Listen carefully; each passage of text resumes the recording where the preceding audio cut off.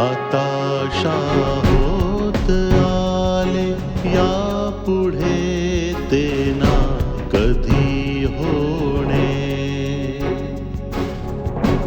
आता होत आले यापुढे ते ना कधी होणे. आता तरी मिळून सर्व बोला, आता तरी मिळून सर्व बोला ना ऐसे ना पुन्हा होणे. हताशा होत आले यापुढे ते ना कधी होणे. एक आई म्हणून नाही, पण एक स्त्री म्हणून तर समजू शकतेसच ना तू हे सगळं. मी समजू शकते आई, पूर्णपणे समजू शकते. पण तुम्ही जर अशा खचलात तर माझं काय होईल? मला कोण सांभाळणार? तुम्ही फक्त एवढंच सांगा की तुम्हाला तुमच्या ह्या मुलीकडून काय हवंय. मला फक्त हेच हवंय की तू एका सुनेची जबाबदारी आणि मुलीचं कर्तव्य पार पाड.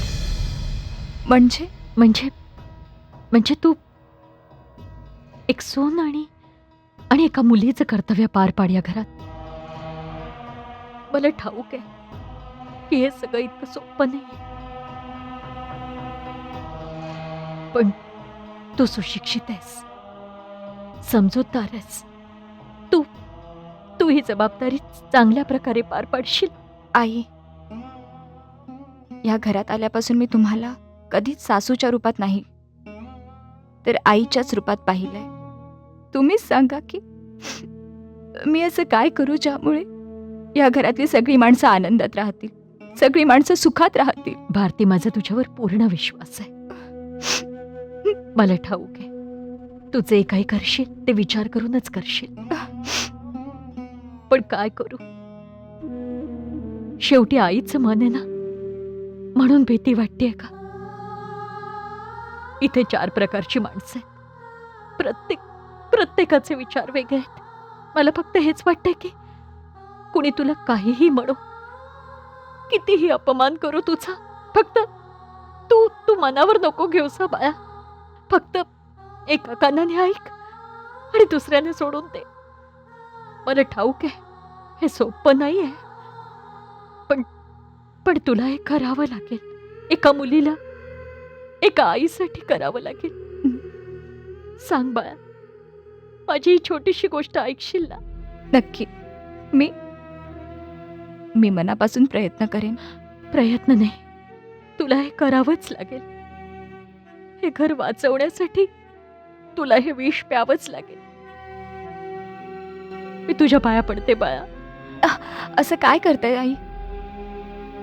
असं करून आपल्या नात्याचा अपमान करू नका. दुसरा काही उपाय नाहीये. हे घर उद्ध्वस्त झालं. सांभाळून घे. तुम्ही निश्चिंत राहा आई. ही मुलगी तुम्हाला कधीच बोलायला जागा ठेवणार नाही. असं नाही, वचन दे मला, वचन दे. मी तुम्हाला वचन देते आई. वचन देते की पुढे काहीही हो, तुम्ही माझ्यावर जो विश्वास ठेवलाय मी त्याला कधीच तडा जाऊ देणार नाही. कधीच नाही. नेहमी या घराचा आणि इथल्या माणसांचा मान ठेवेन. सगळ्यांना आनंदी ठेवण्याचा प्रयत्न करेन. मग त्यासाठी मला काहीही करावं लागू.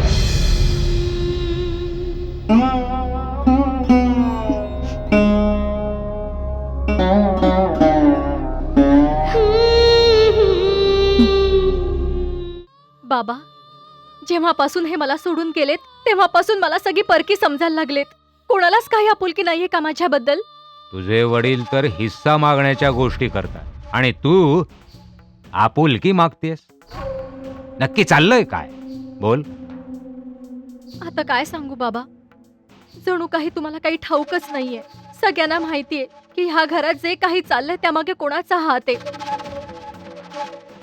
पण तिला कुणी काहीच बोलत नाही आणि उलट सगळेजण मिळून मलाच या घरातून बाहेर काढण्याचा प्रयत्न करतायत. कोणी बाहेर काढत नाहीये तुला. हे बघ, तुझे वडील जे आहेत ते कधी संपत्तीत हिस्सा मागायला येतात, तर कधी तुला इथून घेऊन जाण्याच्या गोष्टी करतात. सांग, आता मी काय करू? मी हे घर सोडून नाही जाणार. आता या घरातून माझं प्रेतच जाईल. मला माहितीये की नवऱ्याच्या मृत्यूनंतर एका बाईचं आयुष्य एका भटक्या कुत्र्यापेक्षाही वाईट होतं. पण मी तुम्ही जे काही शिळं पाकं द्याल ते खाईन, एका वस्त्रानिशी जगेन आणि घरातल्या कुठल्याही कोपऱ्यात पडून राहीन. मी घरातली सगळी कामं करेन, भांडी कपडे झाडू, मी सगळी कामं करेन. पण या घरातून मला काढू नका. मी हे घर सोडून नाही जाणार बाबा. हे बघ सुनबाई, रडू नको. तुला इथून कोणी बाहेर काढत नाहीये. जशी तू या घरची थोरली सून होतीस तशीच आत्ताही राहशील, पण स्वतःच्या वडिलांना समजाव. तुझी जबाबदारी आमची जबाबदारी. बाबा, त्याचं काय आहे ना की माझ्या बाबांचं डोकं जरा फिरलंय हो. आता तुम्हीच बघा ना, ज्यांची तरुण मुलगी विधवा झाली त्यांचं आणखी काय होणार, म्हणून त्यांना काही सुचत नाहीये. पण बाबा, मी समजावून सांगेन त्यांना. मी त्यांना लवकरात लवकर इथून जायला सांगेन. हा, हे बघ सुनबाई, रडू नको. स्वतःच्या वडिलांना सांग की त्यांनी स्वतःच्या घराची काळजी घ्यावी. तुझी काळजी घेण्यासाठी आम्ही सगळे आहोत ना इथे.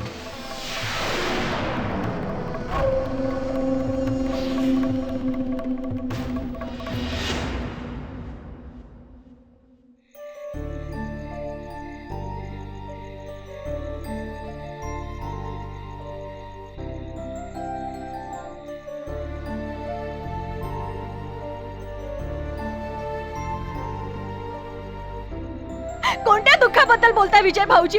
जर तुम्हाला त्यांच्याबद्दल थोडी जरी आपुलकी असती तर तुम्ही स्वतः जाऊन साक्ष दिली नसती आणि या चेटकेणीशी कधी लग्नही केलं नसतं. मला विधवा करण्यामध्ये तुमचाही तेवढाच हात आहे.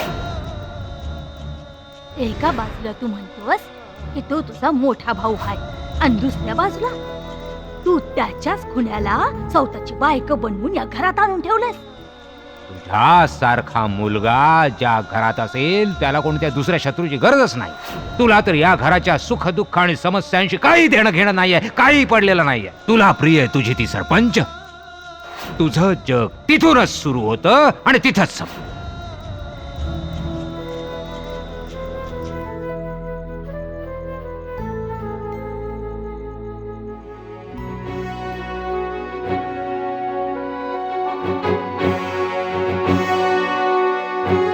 आताशा होत आले या पुढे ते ना कधी होणे.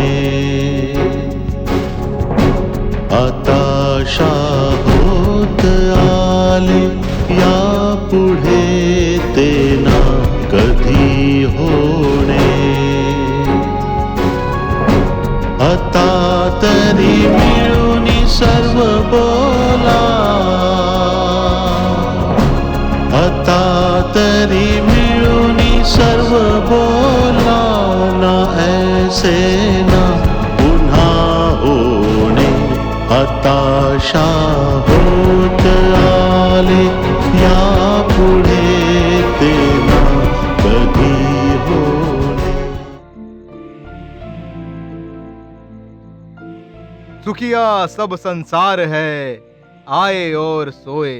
दुखिया दास कबीर है, जागे और रोए. बाळा, काय समस्या आहे? काही नाही बाबा. तुझ्या बोलण्याने काय होणार आहे बाळा? माझ्या मनाच्या चक्षुंनी सगळं काही वाचलंय. सगळा काळाचा महिमा आहे, माया आहे, भ्रम आहे. म्हणून तू जास्त विचार नको करूस. सगळं त्याच्यावर सोड. तोच समस्यांचं निराकरण करेल. कळलं ना बाळा? ते ना कधी होणे. आता तरी मिळूनी सर्व बोला, आता तरी मिळूनी सर्व बोला ना ऐसे ना पुन्हा होणे हताशा होत आले यापुढे ते ना कधी होणे.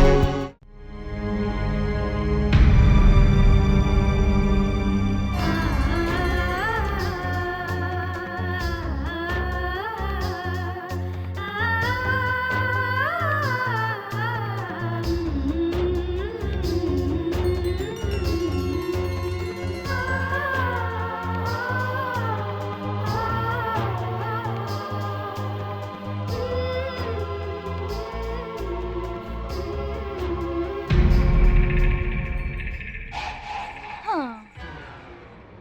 कसला विचार करतेस महाराणी? हं? काय झालं? स्वयंपाकघरात येताच हातपायानं वात आला का? आता काय करणार? आता या प्रेमाच्या भानगडीत पडून लग्न तर केलंच बाई. पण तुला थोडंच माहिती होतं की या बंगल्यात येऊन ही असली कामं पण करावी लागतील तुला, हो की नाही? आता गावाच्या सरपंचानं आपली पंचायत भवन मधली खुर्ची सोडून असं स्वयंपाक घरात काम केल्यावर तिला त्रास तर होणारच ना. हे बघा आत्याबाई, मी गावाची सरपंच नंतर आहे, पण आधी ह्या घरची सून आहे आणि त्याही आधी एक स्त्री आहे. आणि मला माझ्या घरात काम करण्यात कोणताही त्रास नाहीये, उलट आनंदच आहे. आता हे बघा महाराणीजी, काम तर तू आनंदाने कर किंवा दुःखानं कर, काम तर करावंच लागेल ना. आता शांती तर स्वयंपाक घरात येणार नाही. आणि आमच्या बंगल्यात नोकर चाकर ठेवण्याची पद्धत बी नाही ना. मग काम तर तुला करावंच लागल. पण मला एक गोष्ट सांग, त्या मास्तरनं तुला फक्त pack pack pack pack pack pack करायला शिकवलं आहे की काही स्वयंपाक पण करता येतो तुला? आत्याबाई, माझ्या वडिलांनी मला काय शिकवलं आणि काय नाही ते सोडून द्या, कारण ती गोष्ट कदाचित तुम्हाला कधीच कळणार नाही. आणि राहिला प्रश्न स्वयंपाकाचा, तर स्वयंपाक मला येतो. हो हो, बनवला होतास ना त्या दिवशीच्या, त्याल्याबरोबर सगळ्यांनी थू थू केलं. हा, आता अशीच उभं राहून माझं तोंड बघत राहणार आहेस की काय काम बी करणार आहेस? आता लवकर लवकर आटप, हात चालव जरा. हा, कुठून सुरुवात करणार आहेस बया? इथून का तिथून? काय बघत बसली आहे सगळं भांडियावर? हा, स्वयंपाकघर स्वच्छ कर, लादी वगैरे पुसून घे, चमकव सगळं. कारण ही सगळी कामं सुद्धा स्वयंपाकघरातलीच आहेत ना. आता एवढ्या मोठ्या बंगल्यात तू सून म्हणून आली आहेस, तर मोठ्या बंगल्यातल्या सुनेची कामं सुद्धा करावीच लागतील ना. त्यानंतर स्वयंपाक कर. ठीक आहे आत्याबाई, मी हे सगळं करेन, पण तुम्ही माझ्या हातचा स्वयंपाक खाल ना? काय करणार, खावं तर लागेलच ना. आता धर्म तर भ्रष्ट होणारच आहे. माझ्या पंडित रायाची हीच इच्छा असेल. आणि हो, स्वयंपाक जरा लक्ष देऊन बनव. घरात पाहुणे आलेत, उगाच नसत्या उचापती करत राहू नगस, कळलं ना? हो. आणि पटापट हात चालव. हाताने मेहंदी लावलीस का? सकाळचं जेवण रात्री देणार आहेस की काय?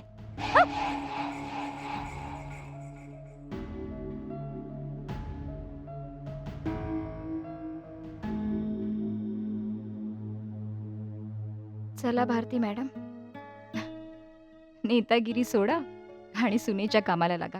सुरुवात करा. शांती, पुन्हा एकदा शांत डोक्याने विचार कर बाळा. अजूनही वेळ गेली नाहीये. तू चल आमच्या बरोबर. या घरात एकटी कशी राहशील तू?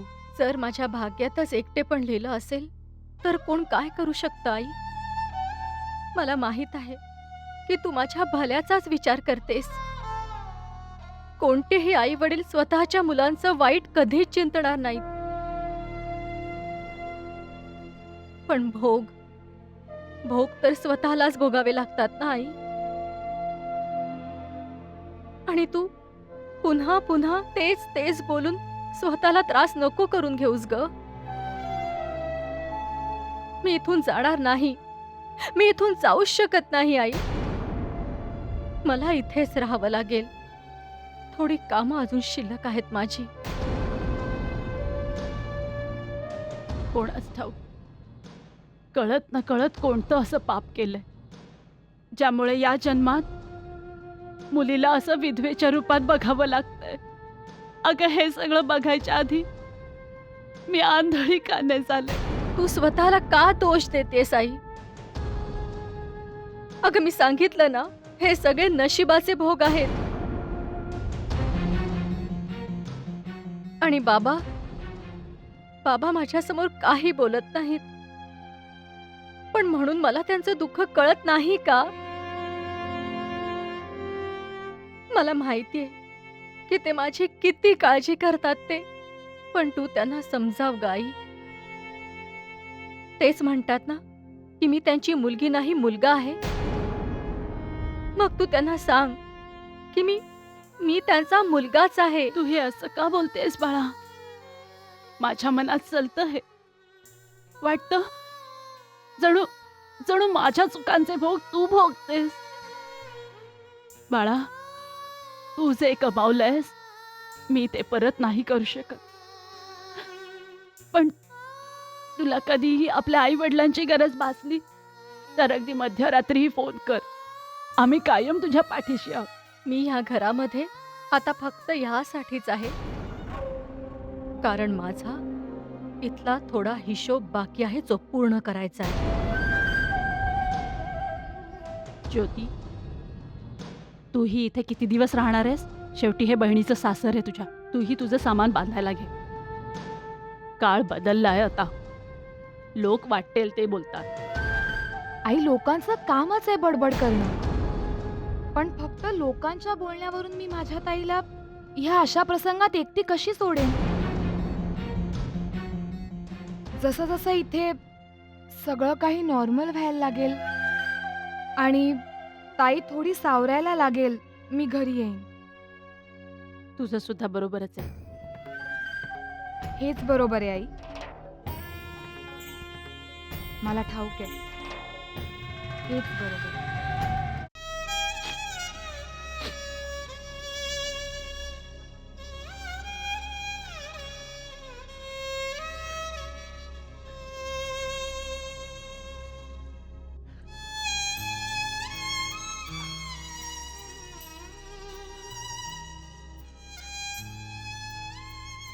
बाबा, तुम्ही इथे बसलात? आई तुम्हाला कधीपासून शोधते. बाबा बाबा बाबा हो, तुम्ही हे काय करताय? घरात एका कोपऱ्यात बसून तुम्ही असे बायकासारखे रडताय का? तुम्ही असं नाही करू शकत बाबा. तुम्ही जर असेच वागत राहिलात तर माझं काय होईल? माझ्या मनाला काय वाटेल? मी कशी जगेन? मी तर खचून जाईन हो बाबा. तुम्ही असं नका करू. मला माफ कर बाळा. अहो बाबा, शांती, मला माफ कर. तुम्ही असं काही करू नका बाबा. असं काही करू नका जेणेकरून मी जिवंतपणेच मरेन. तुम्ही असं नका करू बाबा. असं बोलू नकोस बाळा, असं बोलू नकोस. आज तुझा बाप तुझ्या समोर अपराधी म्हणून बसलाय. तुला जी काही शिक्षा द्यायची असेल ती देऊन टाक. तुला हे विधवेचं रूप कोणी दिलं? तुझं आयुष्य नरक कोणी बनवलं? या बापाने. कोणत्याही बापाला, कोणत्याही आई वडिलांना आपल्या मुलांचं वाईट व्हावं असं वाटत नाही, पण मी तुला स्वतःच्या हाताने विहिरीत ढकललं. एका नरभक्षी प्राण्यापुढे तुला भक्ष्य म्हणून ठेवलं आणि त्या नरभक्षाने तुझ्या नवऱ्यालाच खाऊन टाकलं. माझ्या मुलीलाच विधवा केलं त्या प्राण्याने. नाही बाबा, तुम्ही असं का म्हणताय? अहो, आई वडील आपल्या मुलांना जन्म देतात, त्यांचं पालन पोषण करतात, पण त्यांचं भाग्य नाही लिहित. भाग्य तर फक्त तो परमेश्वरच लिहितो. आणि माझ्यासोबत जे काही झालं बाबा, कदाचित ते माझ्या गेल्या जन्मीची काही पाप, काही पुण्य असावीत. पुण्य हेच की मला तुमच्यासारखे वडील मिळाले आणि बापांची शिक्षा म्हणून आज हे दिवस बघावे लागताय. तुम्ही सगळा दोष स्वतःवर का घेताय? पण बाबा, जरा विचार करा. राजा जनकाने सुद्धा आपल्या पुत्री सीतेचं लग्न श्रीरामाशी लावून दिलं होतच ना. पण काय झालं? तिच्या वाट्याला तर सुवासिनी असूनही विधवेचं जगणं आलं होतं. आता ह्यात राजा जनकाची तर काहीच चूक नव्हती ना. मग बाबा, नाही बाळा, नाही. तू हे सगळं सांगून स्वतःची समजूत घालू शकतेस, पण मला ठाऊक आहे की मी माझ्या मुलीसोबत काय केलंय. स्वतःच्या छोट्याशा राजकीय स्वार्थासाठी माझ्या बाहुली सारख्या मुलीला सैतानाच्या घरात दिलं.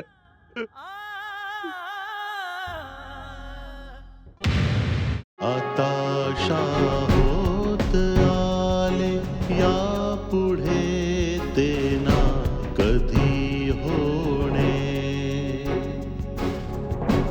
आता होत आले या पुढे ते ना कधी होणे. आता